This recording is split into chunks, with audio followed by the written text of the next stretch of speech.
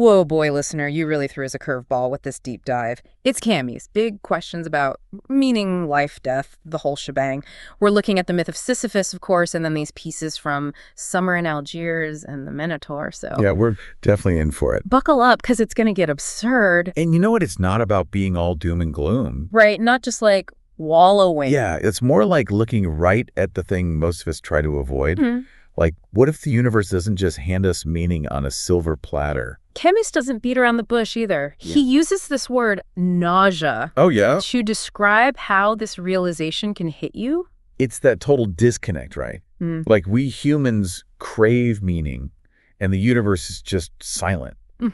Like that example he gives the guy on the phone behind the glass. You see him going through the motions, maybe even yelling, but you can't hear a word. So it's just meaningless gestures. Okay, so we're in this absurdity. Then Camus throws us this curveball right at the start of Sisyphus. He starts talking about suicide. And it's such a bold move. Oh, absolutely. He's not saying go do this, but he's looking at the logic of it. Like, if life has no meaning, maybe the answer is to reject it altogether. Yeah. But Camus wants us to consider something else, revolt. And this is where he splits off from other thinkers who've wrestled with this, right? Totally. Like, you've got Kierkegaard, Chestov. They're looking for comfort in a leap of faith, you know, believing in a higher power. Right. For Camus, that's just ignoring the problem. Yeah. He wants us to actually live in that tension, our need for meaning bumping up against the universe's silence. So revolt is accepting that tension, not trying to solve it. But how do you actually do that? I got to admit, sometimes I just want to force the universe to make sense, you know? And that struggle. That's what leads to the absurd man. Yeah. Someone who not only sees that lack of inherent meaning, but says, okay, and then lives a full, even joyful life anyway. Hold on. How can you be joyful in a meaningless world? Doesn't quite compute. It's like this, the universe might not care, but we do. Right. We get to choose how we respond to this whole absurd situation. And the absurd man, he embraces that freedom. He looks into the void and says, okay, now what? He's got courage. So what makes this absurd man tick? Like, what are the signs? A few things. First, courage. Like we said, looking into that meaninglessness and not flinching. Yeah. Then reasoning. Not to find some final answer, but to understand what we can't know. Okay. This is crucial. Focusing on the present moment. Because that's all we've got, right? Camus has these great examples too, like Don Juan. Oh yeah, the ultimate lover. Right. He just dives into experience. Knows the rules of the game, but no illusions. He lives in the treat. Now accepts that pleasure is fleeting. Life is fleeting. And there's the actor, too, another one of his examples. Yes. The actor becomes the role completely, but knows it's temporary. The curtain falls, the play is over. But in that performance, there's something transcendent, a total commitment to that moment. It fits with the whole absurd man outlook, you know. It's interesting. So we've got the absurd man now, and then there's this whole section about Algiers. Yeah. Ornan, to be exact. Right, Oran. Like, Camus takes us on this side trip to this bizarre city. It's not just a side trip, though. It's like he's showing us how the absurd plays out in a real place, how it shapes people's lives. He describes this city obsessed with pebbles. Like, shopkeepers are displaying them like they're diamonds. Right. And the youth culture, they're all about copying American movie stars. He calls them clerks and Marlenes. And even the boxing matches, they take on this symbolic meaning. He's showing us how, in the face of the absurd, people make their own rituals, their own little ways of finding meaning. And there's a strange beauty to that. Even if it's all kind of arbitrary. Exactly. Like, even in this world, that doesn't make sense. People find ways to make it their own. Okay, so they find meaning in living. But what about creating? Like, can art be meaningful in a world that seems indifferent? That's the question Camus tackles head on in The Myth of Sisyphus. And he says yes, but not just any kind of art. Right. Art that gives easy answers. False hope that's betraying the whole idea. So it's not about escaping reality, but facing it head on, even in art. Exactly. Authentic art for Camus is art that reflects this awareness of the absurd. No running away from the dark stuff, the uncertainty. Nope. Embrace the tension. He even uses his own writing as an example, saying how his commitment to fighting injustice shapes what he writes. Yeah. It's that mix of thinking and doing that makes his work so powerful. He's not just some philosopher in an ivory tower. He's out there engaging with the world. So this absurd man, he's not hiding from the world. He's diving in headfirst, living it, creating in it. But this question keeps coming back to me. If nothing ultimately matters, then why bother? Why create? Why love? Why even get out of bed in the morning? That's where Revolt gets really interesting. It's not about winning some big victory, finding the ultimate meaning. No. It's about rebelling against the idea that our lives need some outside approval. It's about finding freedom within the limits of our existence. Exactly. We might not get to choose our circumstances, but we choose how we respond to them. And in that choosing and creating and loving, we make our own meaning. Not some meaning handed down, but a meaning forged in our own lives. You know, there's something really powerful about that idea, like taking a deep breath and finally letting go of needing all the answers. We can embrace the questions, the mystery, Yeah. and find a different kind of hope, not based on wishful thinking, but on the reality of being human. That's what Camus offers. Not a set of answers, but a way of seeing the world, a way of being in it. That's honest and defiant. Yeah. He's saying embrace the absurd, find joy in uncertainty, and create your own meaning, even if the world doesn't offer it up freely. Right. Wow, Camus takes us to some deep places. Yeah, he does. And listener, you really pushed us with this one. So much to think about. What stands out to you as the most important thing Camus is saying? For me, it's that sense of control he gives us.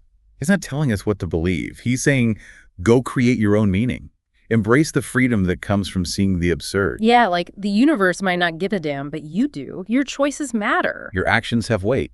Even if it's all for nothing, there's dignity in striving, in creating, in living with passion. And it's not about pretending the hard stuff, isn't there? Yeah. Camus doesn't shy away from the darkness, the suffering, the fact that we all die. He says, look right at it. Because in accepting the whole experience, that's where we find freedom. Exactly. We're free from searching for answers that might not even be out there. We can focus on what we can control, how we live, how we love, how we create. You got it. You know, talking about Camus, I keep thinking about that line from Sisyphus. One must imagine Sisyphus happy. This guy pushing a boulder up a hill forever just for it to roll back down. But Camus says, imagine him finding joy in that struggle. It's a powerful image, isn't it? Really is. Speaks to how resilient humans are. Yeah. How we can find meaning even when things are totally absurd. Sisyphus rebels by refusing to be crushed by this meaningless task. He chooses to embrace the struggle, even finds a kind of joy in it, knowing it's all going to happen again. It's like a metaphor for just being human. Exactly. And that's Camus' message in a nutshell. Say yes to life even when it's absurd. Embrace the struggle. Find beauty in the chaos. Make your own meaning even if it doesn't last. It's a tough message, but so freeing, too. It's like a call to live authentically, to create, without holding back, to find joy right in the face of the void. He's challenging us to confront the meaninglessness and to still say yes to life with all its messy contradictions. This deep dive took us on quite a journey, listener. Camus gives us a lot to chew on. So as you keep exploring, remember this. The struggle itself, that's where the meaning is. Keep searching, keep questioning, keep living fully, even when it feels like there's nothing there. Until next time. It's funny because he even talks about death, like how even death, the ultimate absurd thing, shouldn't be something we fear. Oh, yeah. That it's negligible. That might sound kind of bleak, but there's also something freeing in that isn't there. Oh, absolutely. By accepting that death is inevitable, the absurd man, he's free to really live. Right, not weighed down by worrying about the future or regretting the past. Exactly. He can focus on right now, on experiencing life fully, on creating something meaningful, even if it's temporary. And that idea of freedom within limits, it reminds me of something else Camus wrote about the postulate of freedom.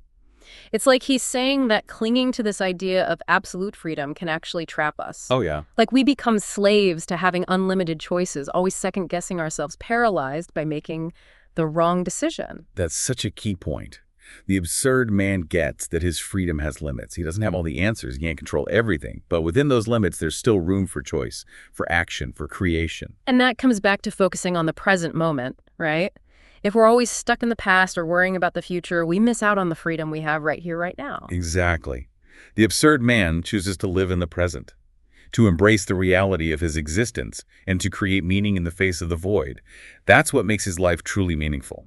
So how does this all connect back to art reflecting the absurd? Camus uses the analogy of the actor. How does that fit in?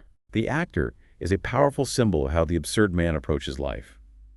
He knows that every role he plays is temporary, just like our own lives. The curtain will fall, the play will end.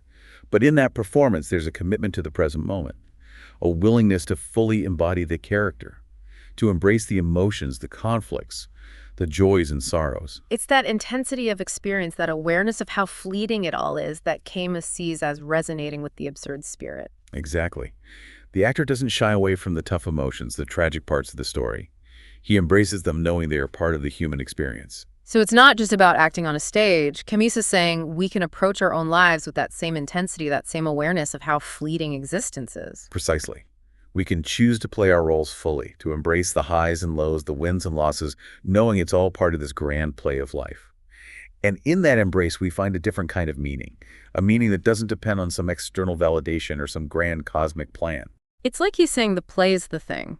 It's the experience itself that matters, the engagement with life, the creation of something meaningful, however temporary it might be. So much to unpack here. Listener, you really threw us in the deep end with this one. What's sticking with you? Like, what's the big takeaway from all this Camus stuff? I think it's how much power he gives us. Yeah. He's not saying, here's what to believe. It's more like, go make your own meaning. Embrace the freedom you get from seeing the absurd. Right. Like he's saying the universe might not care, but you do. What you choose matters. Your actions mean something. Even if it all disappears in the end, there's something noble about creating living with your whole heart. And it's not about pretending the bad stuff isn't there either. Camus doesn't sugarcoat things. He talks about the darkness, the suffering, death. He says we have to face it. Because that's where the freedom is. Accepting the whole messy experience. Exactly. We don't have to be weighed down looking for answers that might not be there. We can focus on what we actually have control over. How we live, love, create. You know, this whole time talking about Camus, I keep going back to that line from Sisyphus. One must imagine Sisyphus happy, this guy pushing a rock up a hill forever, just for it to roll back down.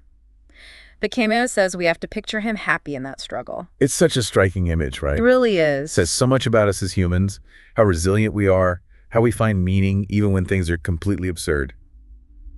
Sisyphus, he rebels by refusing to let this pointless task crush him. He chooses to embrace the struggle, even finds a kind of joy in it, knowing it's all just going to repeat.